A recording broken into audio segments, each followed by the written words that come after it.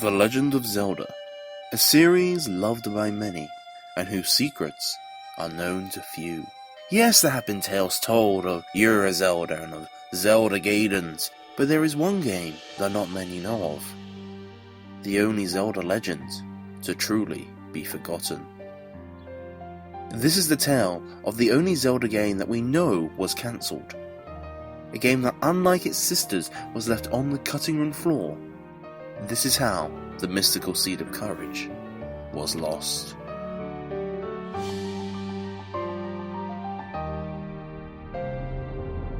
This game's origins begin after the success of Ocarina of Time, when Nintendo sent Link on a voyage to visit Capcom, or more specifically, Yoshiki Okamoto, who, after taking a look at the Zelda series, went to see Miyamoto, who rose out of the millions he'd made off Ocarina of Time and suggested some ideas.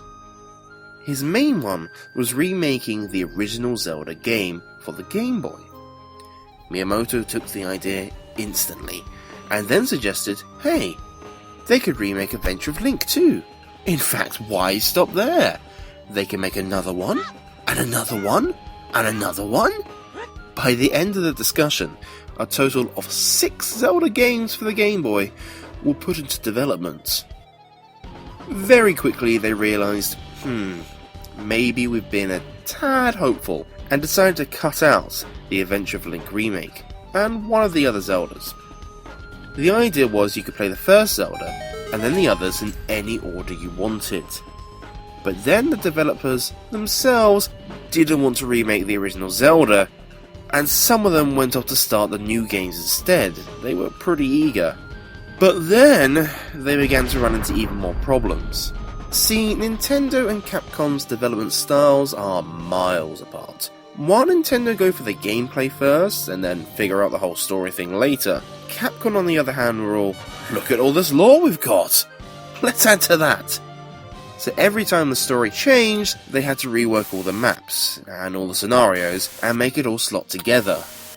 Not to mention that Game Boy screen. Pretty small. That didn't help either. Eventually, word reached Miyamoto, who popped into Capcom, burst into the development studio and suggested, hey, why not make a Triforce series instead?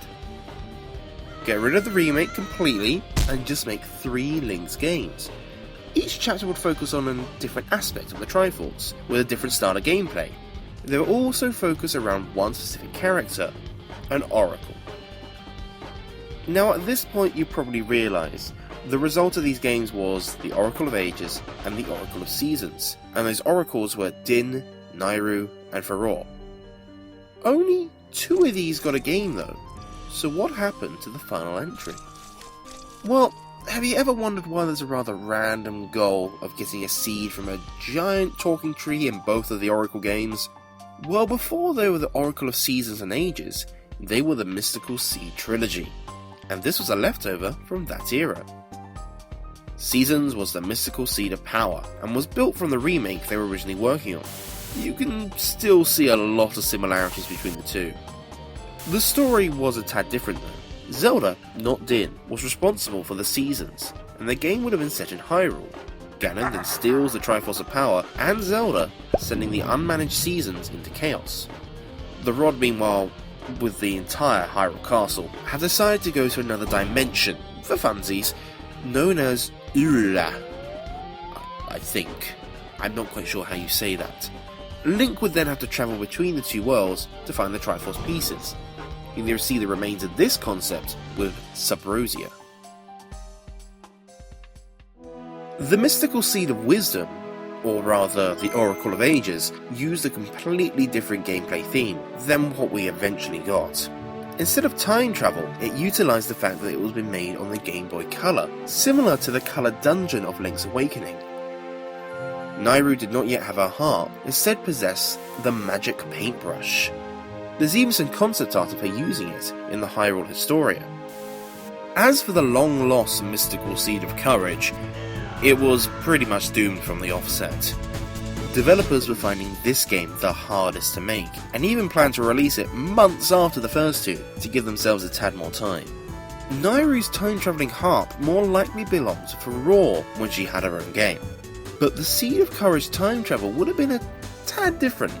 Instead of travelling between two different eras, you would cycle between day, evening and night to solve puzzles, kinda like seasons, where you cycle between, different seasons. So what happened to this final entry, and why is Oracle of Ages so different?